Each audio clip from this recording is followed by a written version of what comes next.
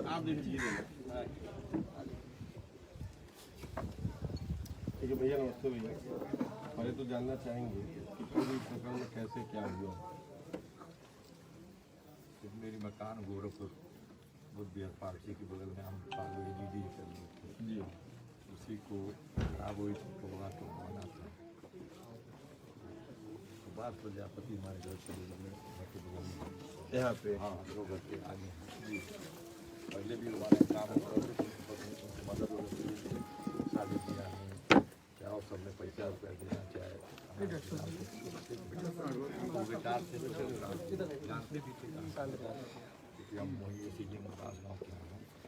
हमने कहा हम रोज जा नहीं पाएंगे हेल्प करो तो मुझे मेट के तौर पर रख देते। सुभाष प्रजापति को आपने रखा था जी, ठीक है। वो काम जो पैसा मटेरियल का सबको पैसा देते इनको कौन मौजूद डॉक्टर साहब बैठे पैसा देना था जी, पैसा देना था जी। कौन बाबू अभी बैठा है? नहीं ठीक है, सबको पैसा देते रहे जी, तो देते रहे। सुभाष प्रजापति जी को आप पैसा देते रहे। मकान बनाने के लिए आपने दिया था मेट के तौर पे, और लगातार जो ये आपको बिल देते रहे, बिल नहीं दे रहे थे, मतलब कि जो भी ये पैसा बताते थे हम दे देते थे। वो दूसरे को करते 15,000 20,000। ये जो 20-25 दिन के बाद मामला हुआ तो उनका हमारी मजदूरी का काम होता बिल दे दीजिए। हाँ उन्होंने बिल नहीं दिया, कोई पैसा लिखे ही नहीं थे। हाँ हमने कहा गलत काम है, पैसा आपको लिखना चाहिए, जितना मैंने जिस दिन दिया है उतना लिखना चाहिए, और आपने जो खर्च किया है वो लिखना चाहिए। सही है। जो भी खर्च करना चाहिए तो लिखना चाहिए। यही सिस्टम ही होता है। तो सिस्टम इन्होंने किया नहीं, तो उन्होंने फिर कहा अच्छा हम देंगे, बना के इन्होंने दिया। जो बिल दिया उसमें 16,000 रुपया मेरा निकल रहा था मजदूरी उनके काटने के बाद। उनसे हम लोग को 16,000 रुपये लेना था। ठीक है। हमने कहा तो कहना ठीक है। फिर वो 3 दिन बाद बाबू साहब हैं संतोष सिंह जब फ़ोन किए कि हम आइए वहाँ हिसाब होगा। फिर हमको कचहरी जाना था, हमको गुस्सा भी लगा कि यार 9 बजे क्यों कर रहे, और पहले के खाए होते हैं। वहाँ भी हिसाब हुआ तो उनके सामने भी हुआ तो उन्होंने कहा भाई आप हिसाब जो है 16,000 निकल रहा है, गलती याद की है। 16,000 रुपये अभी जैसे बना के ले आए तो एक पैसा नहीं मांगते, लेकिन जो बिल कर रहा है वो 16,000 निकल रहा है। ठीक है। फिर उन्होंने 2-4 दिन आए काम, फिर के ये काम करने के लिए गए। वहाँ जब गए तो फिर देखे कि दलाली प्लम्बर हमसे कहे 11,000 में तय हुआ है, 20,000 में तय हुआ है। वहाँ प्लम्बर से 11,000 में तय किया था। फिर ईटा जो था, ईटा कुछ निकला था, जैसे मकान टूटी हुई तो ईटा निकला था, ईटवा भी हटा दिए थे। बार बार पूछे था, जब प्लम्बर वाला बताया हमसे इनसे बिगड़ गई। हम लोग गए थे गोरखपुर, ने कहा नहीं हमको 11,000 मिलना है, 11,000 में 6,000 रुपये मिला, वो 5,000 हमको पाना है। तब हमको लगा कि ये तो बहुत बड़ा दलाली कर रहा है, हमारे साथ चीटिंग कर रहा है। तो फिर अगले बार बुलाया, हम कहा यार इतना तुम्हारी मदद की है और कम से कम इतना तो होकर चाहिए कि कम से कम एहसान माने चाहिए कि पहले पैसा लेना चाहिए बड़ा आई हम करता दलाली ईमानदारी से काम करना चाहिए था। काम ही करो, हमारा चाबी ला के दे दो, ठीक है, हमारा पैसा हिसाब कर दिए, कहा हमारा हो गया नहीं बचा तो बैंक को हमारा चाबी दे दो, जो पैसा बचा है वो दे दो, पहले का जोली वो सब दे दो। बस यही मामला है। जब पैसा नहीं देना चाह रहे थे, इनकी इच्छा यही थी।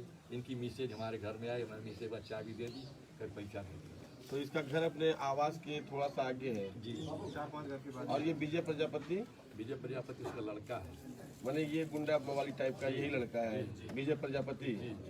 भैया उसका वीडियो है मैं अभी देखता हूँ।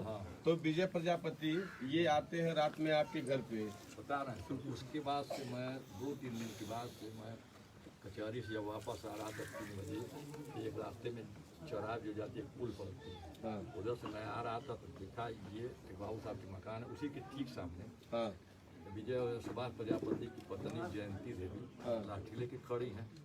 और सुभाष प्रजापति, विजय प्रजापति और जयंती देवी, ये तीनों लोग नहीं, सुभाष पोसारा में बैठे हुए थे, बाबू साहब के 3-4 लोग बैठे हुए थे। ये जयंती देवी रोड पे आ गई लाठी लेकर के और लगी गाली देने आपको। हाँ, तो हम तो समझ गए इशारा कि अगर मान लीजिए हम उसको कुछ करेंगे तो हमारा ये लोग फोटो खींच के कुछ करेंगे। हमने बोलना उचित नहीं समझा, तो उसने यह जानने के लिए जरूर प्रयास किया कि हमको जरा आगे और बढ़ाओ, लेकिन वहाँ से वो एक कदम आगे नहीं बढ़ सके। फिर हम मोटरसाइकिल से लड़का है तो हम बैठ के चले गए, और जब उस साइड से मैं घर आ रहा फिर मिली, लेकिन कुछ नहीं बोला। वहाँ तो उसने यह काम किया, फिर भी मैंने किसी ने कुछ कहा नहीं, चुपचाप चले आए, कुछ नहीं बोला।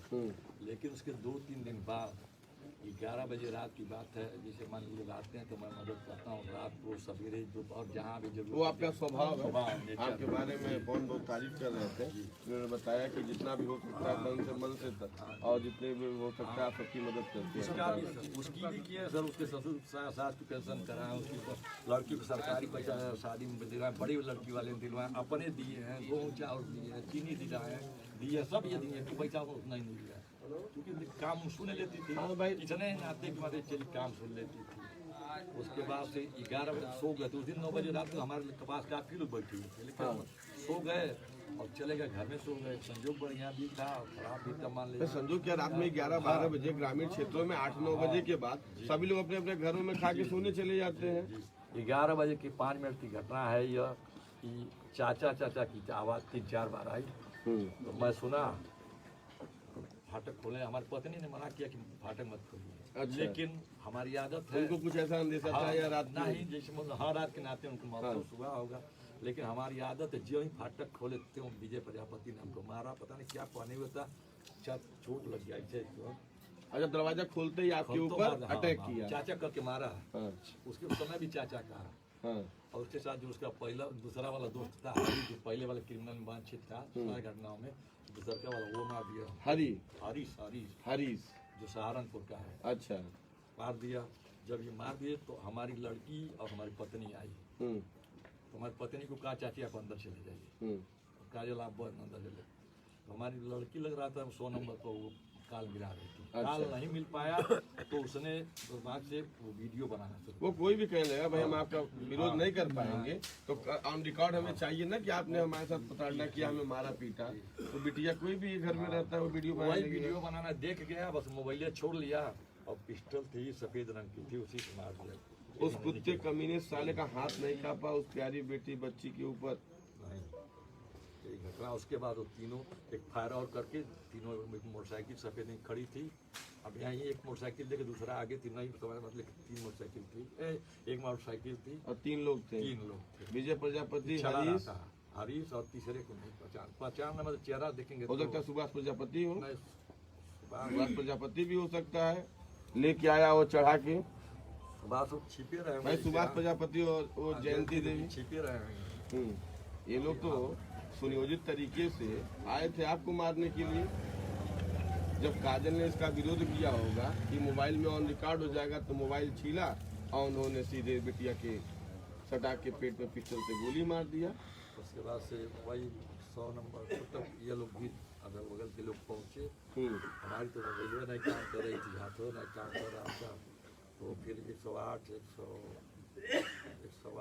112 दोनों पर कॉल हुए थे। तो पहले 112 नंबर वाली गाड़ी आ गई। प्राइवेट गाड़ियों को बाद में हमने बुलाया, लेकिन तब तक पहले 108 पर पहुँच आई।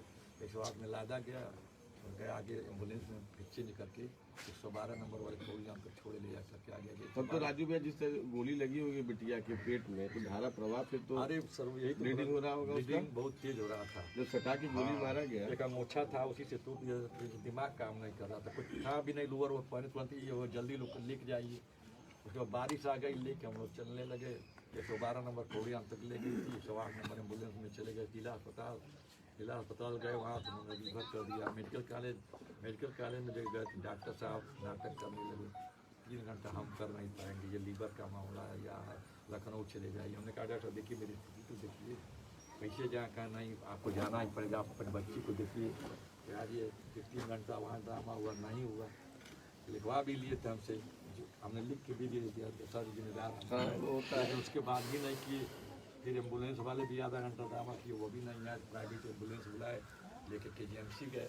तब तक ब्लड की ज़रूरत थी, ब्लड गिरी गए थे काफ़ी।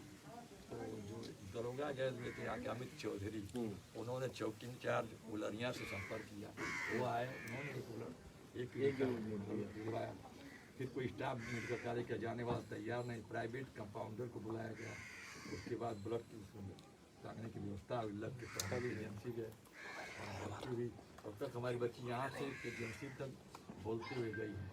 मतलब बात करते हुए जा रहे हैं, पापा पानी पिला दीजिए, जूस पिला दीजिए, बहुत प्यास लग रहा होगा। हाँ, यहीं से कहते डॉक्टर साहब कहे कि नहीं जाना है। उसके बाद कहते ऑपरेशन करवा दीजिएगा, हमको छोड़िएगा नहीं। फिर जब ऑपरेशन रूम में जा रही थी डॉक्टर साहब से उसने कहा कि डॉक्टर साहब हमारा वो सुन करके ऑपरेशन करिएगा। दर्द हाँ क्या उसकी भावना होगी, उसको तो लग रहा होगा, उसको कितना दर्द हो रहा होगा, उसको भी एक डर होगा कि कहीं ऐसा ना हो कि मम्मी पापा को छोड़ के हम इस दुनिया से चले गए। भाई अधिकांश लोग तो खून देखते ही डर जाते हैं, कई लोगों को तो हमने बेहोश देखा। वो तो प्यारी बिटिया इतनी बहादुर थी बहुत बहादुर।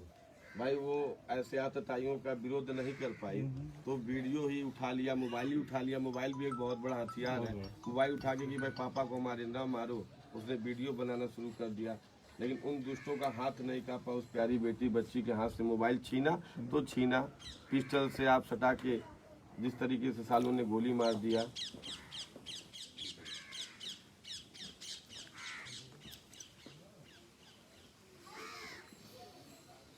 मतलब जब ये घटना के बारे में आदमी सोचता है तो विश्वास नहीं होता है कि आज के इस मनुष्य जीवन में ऐसे भी दुष्ट प्रकार के लोग हैं। नहीं, जैसे मान लीजिए उसका हमसे कोई झगड़ा हुआ होता, चाहे उसने नहीं पैसा दिया तब भी हमने उस दबाव बना देना हमारा पैसा दे दो। अरे ठीक है, उस दिन क्या कह दी नहीं देना था, मत दो, अब तक नहीं दिए हो, तुम शादी विवाह कर नहीं लिए, अब तक नहीं दे पाए हो, हम मांगने नहीं जबरदस्ती तो कभी किए ही नहीं। लेकिन ये घटना इस तरीके की है।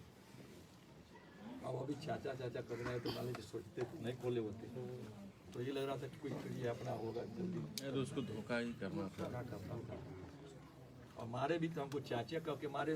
दूसरा वाला सनतिया हरी जो बार वो भी चाचा का, क्योंकि वो भी जानता था तो उस बार जब कचे जमानत वानत उसकी हुई थी, मतलब उसमें भी पैसा में दे दिया था, उसमें भी आपने मदद किया। हाँ हाँ, सारा वेरिफिकेशन सबने हमने ही करवाया था सब।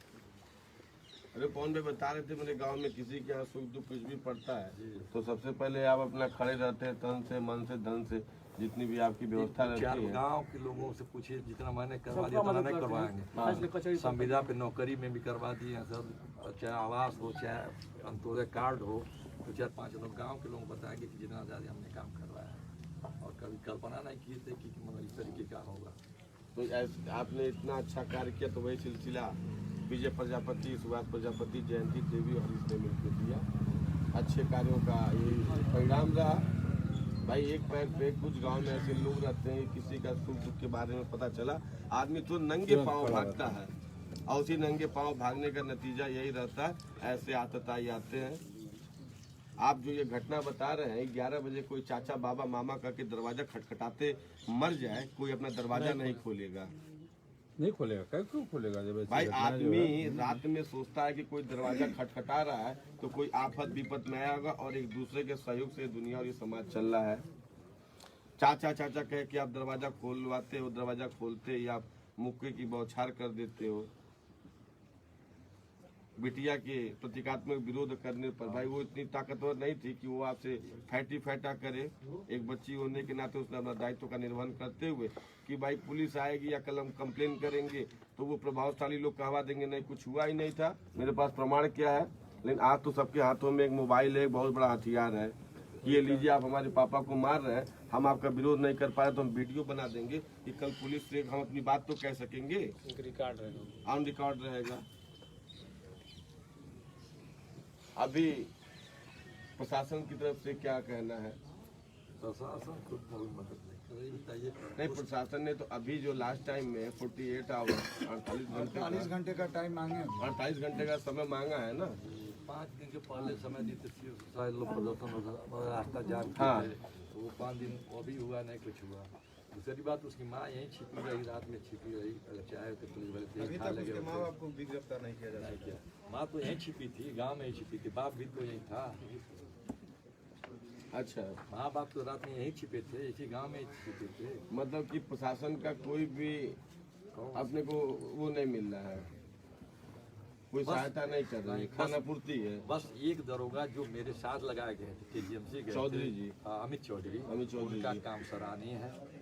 वो अपने विद फैमिली मेंबर जैसा व्यवहार हम लोग के साथ कर रहे थे। वो जैसे हम दौड़ रहे थे वैसे हमारे लिए वो दौड़ रहे थे।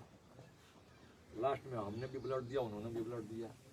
हम नहीं खाते थे, वो भी नहीं खाते थे। जैसे पता नहीं क्या उनका लगा रहा, कोई रहा होगा मना तो जन्म कर रहा होगा, वो उनका व्यवहार बढ़िया रहा। नहीं, प्रशासन में भी अच्छे लोग हैं, 70% मानवता उनके अंदर कूट कूट के भरी है। और सभी व्यक्ति चाहे वो किसी भी जाति धर्म का हो, इंसानियत और मानवता में विश्वास रखने वाला व्यक्ति है। वो काजल का तो जब फोटो हम लोगों ने देखा तो अभी विश्वास भी नहीं होता है कि वो प्यारी बिटिया बहन हम लोग के बीच में नहीं रही, जो उसकी फोटो आया। विश्वास भी नहीं होता है कि हम लोग उसके लिए यहाँ पर आए हुए हैं। लड़की बहुत हिम्मती थी, बहादुर थी, ये इतना बड़ा निकलने के बाद विवाह कर बोलते हुए करते हुए नर्वस नहीं कर रही थी, चुप जा रही थी। यहाँ तक कह रही थी कि हमारी गोली आप निकलवा दीजिए, उसके बाद हम भी जाएंगे। एक होता है ना कि माँ बाप, अरे वो तो दिखने लगता है ना कि माँ बाप का साथ छूट रहा है, सबका साथ छूट जाएगा। कितने 70 साल की थी? 15-16 साल। इतना दिक्कत था तो मोबाइल वीडियो बने, मोबाइल तो हम मोबाइल आप लेके चले गए होते, चाहे बहुत गाली दे दिए होते, उसको कुछ कर दूंगा। जैसे कि सर उसको भी पता था सारी चीजें कि ये माँ बाप की इकलौते हैं और इनके बाद सिर्फ एक ही लड़की है, एक ही लड़की एक ही लड़की है, लड़के भी नहीं है, और वो भी शादी से 10-15 साल के बाद वो बिटिया पैदा हुई थी, एक ही लड़की थी। तो वो बदला इस तरह से लिया कि उसको मार देंगे तो इनकी पूरी जिंदगी ही बर्बाद हो जाएगी।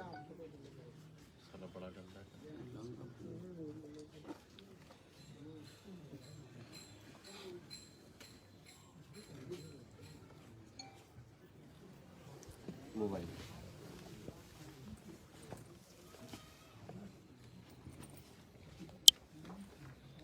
साथियों नमस्कार। इस समय हम लोग अपने गांव गगहा भलुआन जगदीशपुर में आए हुए हैं। इस समय हम लोग के साथ हमारे बड़े भाई श्री राजीव नरेंद्र सिंह जी के आवास पर बैठे हुए हैं।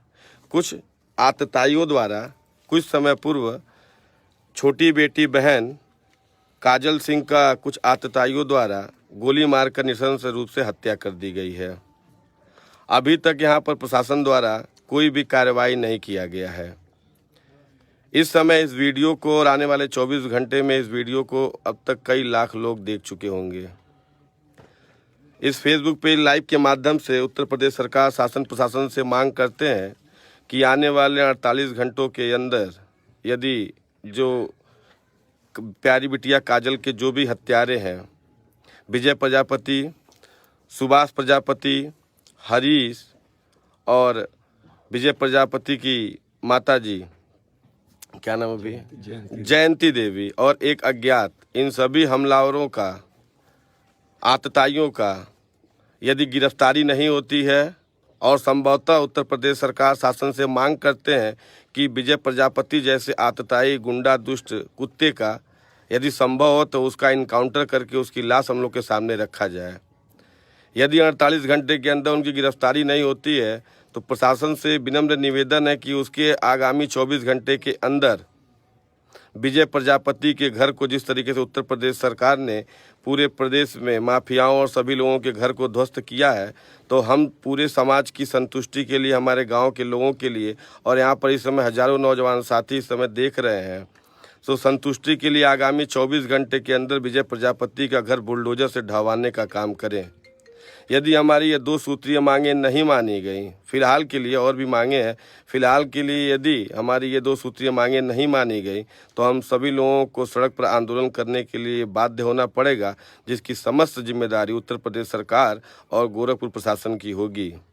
इसके बाद उत्तर प्रदेश सरकार से हम मांग करते हैं कि बहन काजल सिंह के परिजनों को 50 लाख रुपए का मुआवजा दिया जाए एवं उस बहादुर बेटी को उत्तर प्रदेश सरकार द्वारा वीरता पुरस्कार से नवाजा जाए। यह 2 सूत्रीय मांगे हैं, लेकिन पहले वाली प्रथम दृष्टया जो पहली मांगे हमारी हैं, उनकी गिरफ्तारी हो या उनका इनकाउंटर हो या दूसरा उनका घर को गिराया जाए, और दूसरे रूप में हमारे मृतक बहन काजल सिंह के परिजनों को 50 लाख रुपए का मुआवजा तत्काल प्रभाव से, ना कि आश्वासन। हम सभी हजारों नौजवान साथी उसके साक्ष्य गवाह बनना चाहेंगे, क्योंकि सरकार द्वारा लगातार सिर्फ वादा घोषणाएं करके छोड़ दिया जाता है, जिसका जीवंत उदाहरण मेरे पास कई है, जिसको मैं आपके समक्ष रख सकता हूं। लेकिन उत्तर प्रदेश शासन से मैं मांग करता हूं कि 50 लाख रुपया मुआवजा सबके सामने काजल के परिजनों को देने का कार्य किया जाए एवं उस बहादुर बेटी के उसको वीरता पुरस्कार दिया जाए। आप सभी लोगों से निवेदन है कि इस हमारी आवाज़ को, इस गूंज को उत्तर प्रदेश सरकार तक आप लोग शेयर करके अधिक से अधिक संख्या में पहुंचाए, ताकि हम सभी लोगों को न्याय मिल सके। आज हम सभी लोग काजल के आवास पे आए हुए हैं और हम सभी लोग आज यहाँ पे हजारों की संख्या में आए हुए हैं और सभी की सांत्वना हमारे बड़े भाई राजू भैया के साथ है, इनके परिवार के साथ है। आज हम लोग लाखों हजारों की संख्या में आए हैं और कल लाखों की संख्या में भी आ जाए तो अब हम लोग काजल को वापस नहीं ला सकते हैं। हमारे हिंदू सभ्यता संस्कृति के अनुसार जब हमारे बीच से कोई चला जाता है तो यज्ञ हवन पूजन करके उसकी आत्मा की शांति के लिए हम पूजा करते हैं। अपने गांव के लोगों को, अपने पटीदारों को और सभी सर्व समाज के सभी लोगों को और ब्राह्मणों को सबको भोजन कराते हैं। बेटी का जब तेरही होगा तो जितने भी अधिक से अधिक लोग समाज के लोग हैं अपना सांत्वना देने के लिए अपनी उपस्थिति जरूर करें। और इस लाइव के माध्यम से अगर मैं गोरखपुर में रहूंगा तो मेरी कोशिश रहेगी कि मैं ब्रह्मभोज के दिन उपस्थित रहूं और सारी जिम्मेदारी उठाऊं। लेकिन मैं एक निवेदन भैया करना चाहूँगा। बाबू कौन बाबू जी भैया से बता दिए थे, हाँ बता दिए थे ना भैया। ऐसा है कि हम लोग के यहाँ हिंदू सभ्यता संस्कृति में हमारे यहाँ जो देखिए जो चला गया है हम लोग लाख चाह जाए उसको वापस नहीं ला सकते हैं। नहीं, हम लोग क्या एक सामान्य शिष्टाचार है, यज्ञ हवन पूजन होता है आत्मा की शांति हेतु, ठीक है। उसके लिए हम सभी लोग अब काजल की आत्मा को शांति मिले, उसको प्रभु श्री राम अपने श्री चरणों में उसको स्थान दे, तो उसके लिए कुछ हम सहयोग करना चाहते हैं।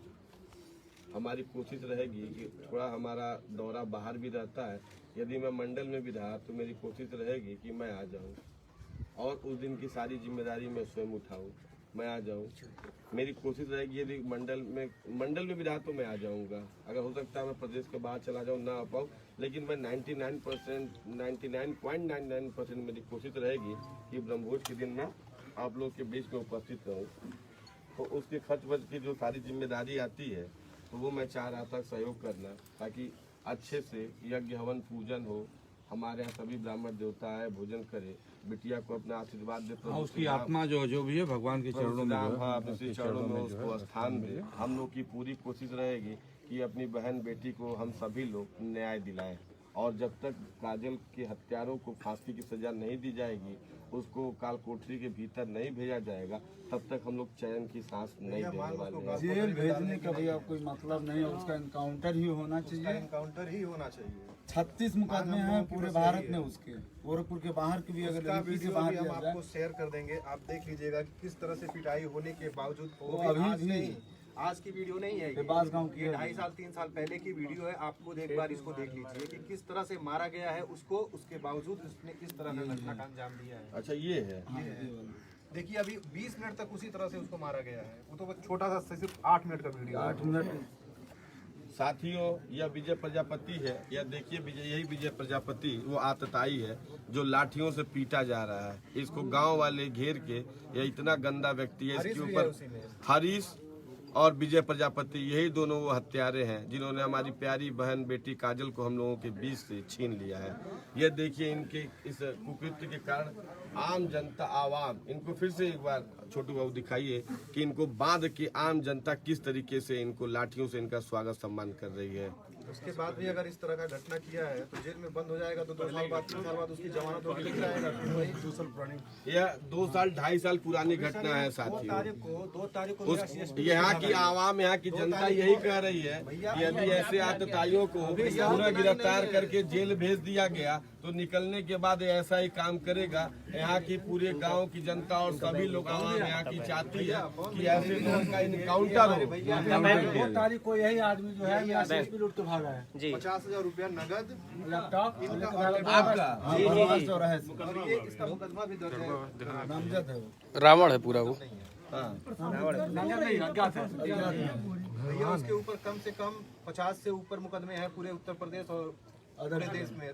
हम लोग उत्तर प्रदेश सरकार से, योगी सरकार से मांग करते हैं कि विजय प्रजापति की गिरफ्तारी न हो, उसका इनकाउंटर किया जाए, ठीक है। उसके घर को बुलडोजर से ध्वस्त किया जाए। ऐसे लोगों को समाज में रहने दीजिए, ऐसे जो है एकदम वहाँ काउंटर उसका जब होगा तब। ये जो मांग आपने किया बहुत महत्वपूर्ण है। योगी तमाम काउंटर कर रहे हैं अपराधियों का।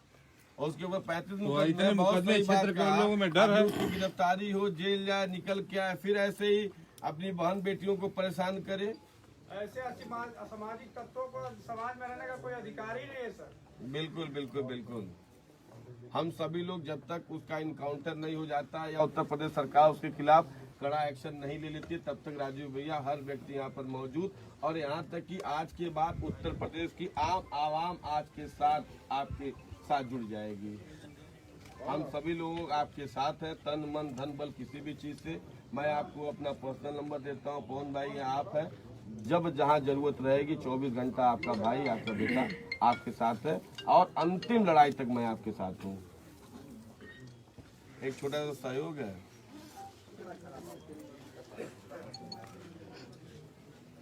बाकी जो उत्तर प्रदेश सरकार से हम लोग का है 50 लाख रुपया मुआवजा का और बिटिया के नाम से वीरता पुरस्कार का, ये 2 सरकार करेगा। लेकिन हम लोग फर्स्ट स्टेज में उसके घर का ध्वस्तीकरण और उसके इनकाउंटर की मांग करते हैं। 48 घंटे के अंदर उसकी गिरफ्तारी हो या उसका इनकाउंटर हो या उसके 24 घंटे बाद हम लोग घर के ध्वस्तीकरण कर शासन को टोटल 72 घंटे का समय देते हैं। मांगे हैं कल ठीक है, हम अपनी तरफ से 48 घंटे का कर लेते हैं, 48 घंटा और 24 घंटा घर के ध्वस्तीकरण का। 72 घंटे के बाद हम लोग आम लोग जितने भी लोग हैं हम लोग आंदोलन के लिए बाध्य होंगे, जिसकी समस्त जिम्मेदारी उत्तर प्रदेश सरकार प्रशासन की होगी।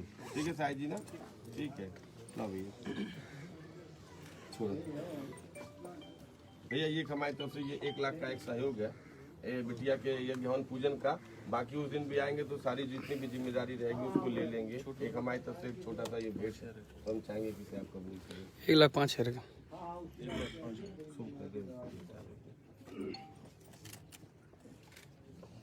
तो एक भैया फोटो हो जाता है।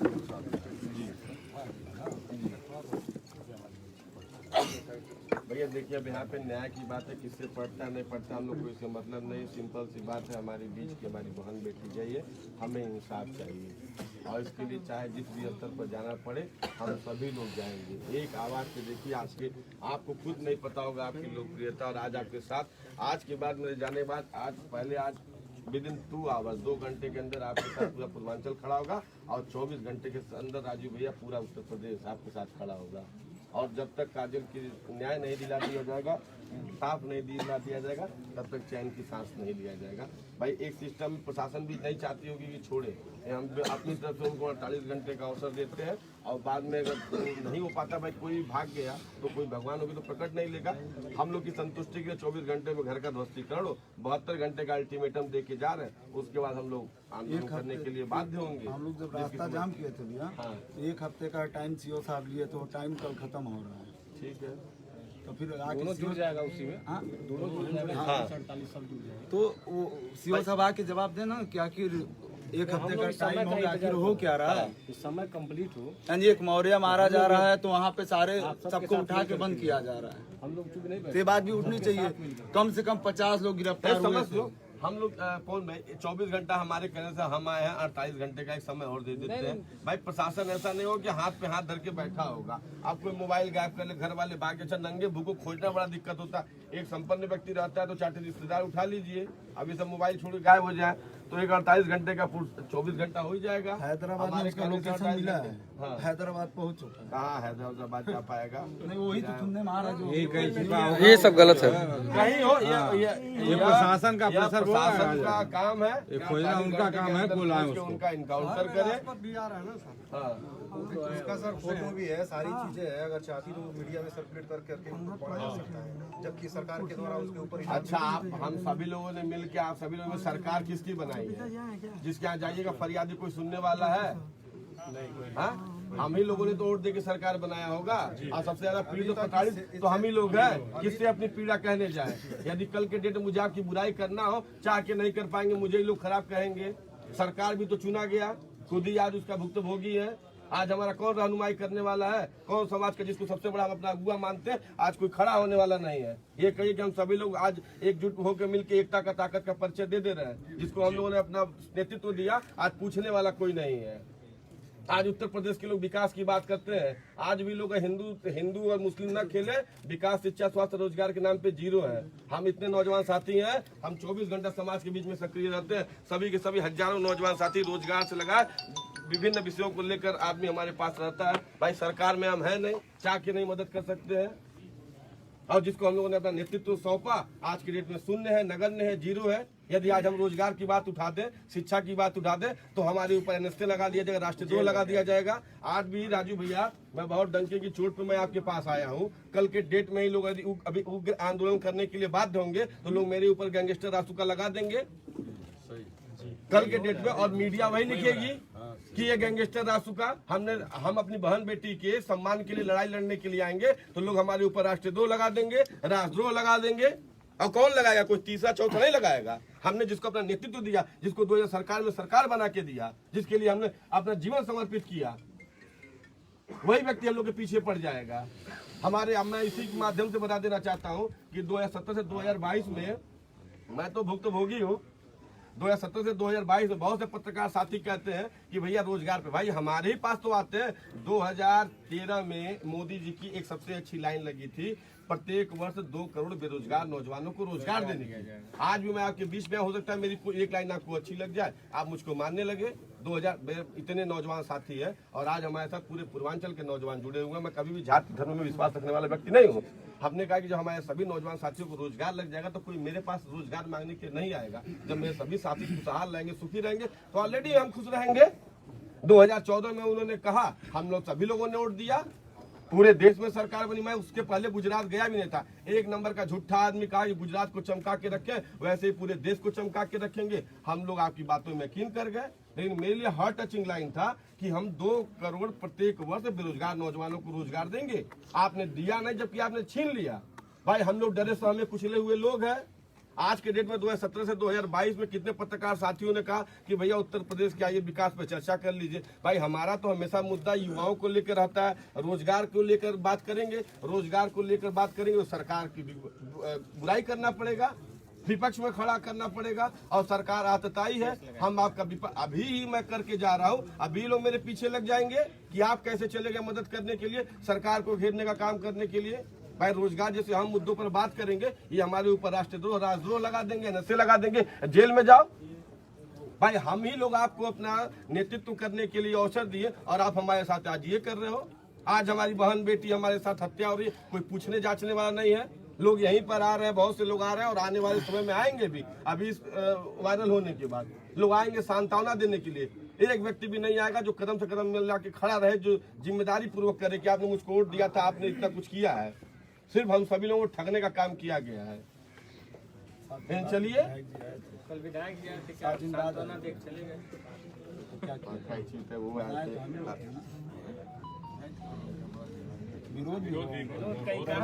हम लोग किसी की बात नहीं, जो हम कह रहे कि जो हमारे परिवार का मुखिया, वो तो एक सदस्य है। जब परिवार का मुखिया ही हमारा नहीं रहा, जब वही हमारी प्रताड़ित कर रहा है, पीड़ित कर रहा है, तो हम सदस्यों से क्या चूक करें? बहुत से ऐसे लोग, लेकिन मुद्दों पर अभी नहीं जाना, इसके लिए हम लोग पास बहुत सा समय। आगामी 28 घंटे के अंदर ऐसे आतताइयों का या इनकाउंटर हो, गिरफ्तारी हो, अन्यथा उसके 24 घंटे के अंदर विजय प्रजापति, सुभाष प्रजापति, हरीश और उनकी पत्नी, इनका घर का ध्वस्तीकरण हो। हमारी ये मांगे मान ली जाए। उसके बाद हमारी दूसरी मांग रहेगी सेकंड फेज में कि भाई मुख्यमंत्री द्वारा आपको परिजनों को, राजू भैया को 50 लाख रुपए की सहायता दी जाए और दूसरा उस बिटिया को वीरता पुरस्कार से नवाजा जाए। यदि 72 घंटे के अंदर ये नहीं होता तो हम लोग सड़कों पर आंदोलन करने के लिए बाध्य होंगे, उग्र आंदोलन करने के लिए बाध्य होंगे, जिसकी समस्त जिम्मेदारी उत्तर प्रदेश सरकार और गोरखपुर प्रशासन की होगी। तो राजू भैया हम इजाजत चाहेंगे, ठीक ना? मेरे पास ये फोन भाई 24 घंटा आपके साथ है, ठीक है? मेरे पास इनका पर्सनल नंबर है, जब भी रहेगा बात करते रहेंगे। और ब्रह्मोत्सव किस तारीख को पड़ रहा है? अच्छा ठीक है, हम भाई से बात करके ब्रह्म भोजवा कहिया पड़ी के तारीख है 14वें दिन ठीक है। चलिए